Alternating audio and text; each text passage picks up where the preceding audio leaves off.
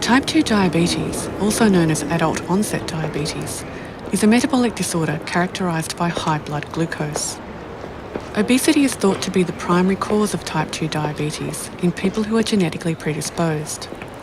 Thus, overweight people have increased levels of glucose circulating in their blood. The pancreas is an organ which produces hormones that control blood glucose levels. The hormones that control blood glucose are produced by clusters of cells in the pancreas called islets. Here glucose is shown arriving at the islets via the bloodstream. The glucose is taken up by cells in the islet called beta cells. The beta cells respond by producing the hormone insulin, which lowers blood glucose.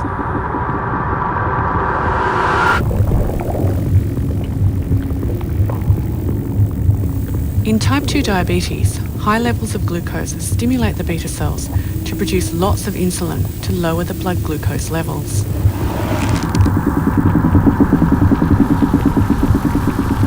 The insulin is taken up by the blood vessels for transport to muscle, liver, and fat, where it allows those tissues to absorb glucose. Unfortunately, sustained production of insulin also leads to secretion of large amounts of another hormone-like substance by the beta cells. White blood cells, which live in the islet, respond to this hormone and consume it. We are now inside an islet white blood cell at a magnification of 250,000 times. The hormone, in combination with high glucose, causes production of free radicals inside the white cell.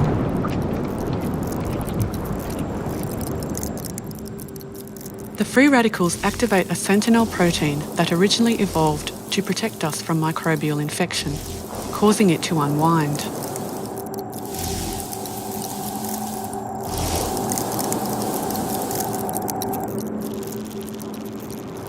The newly active sentinel proteins then aggregate with 6 other proteins to form a ring.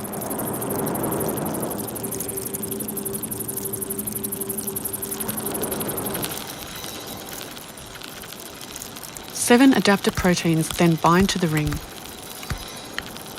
The adaptor proteins work to capture specialised inactive proteins from the surrounding cell fluid, bringing 2 halves together to form the active whole, which is then released.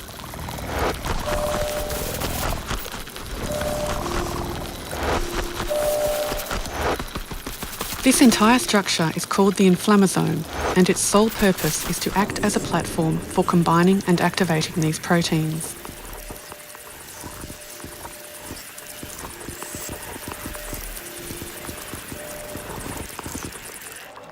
The newly active proteins then convert yet another small signalling protein, splitting it into its active form. This protein is the key protein involved in inflammation in the body.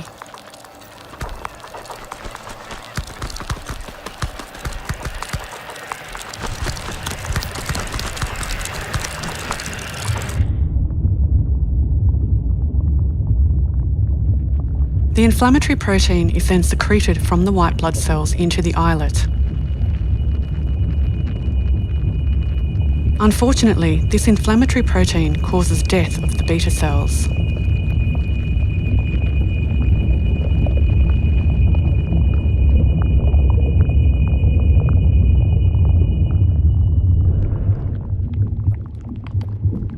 Over time, beta cell death causes the islets to shrink, accelerating disease progression.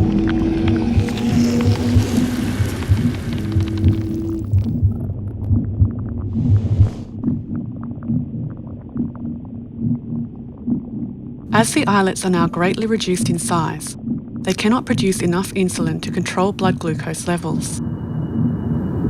Over time, high blood glucose causes damage to many different tissues throughout the body.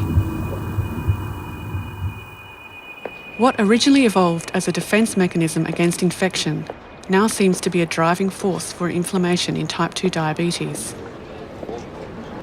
Chronic diseases associated with inflammation are the most common diseases of ageing in the Western world and represent our greatest health threats in the 21st century.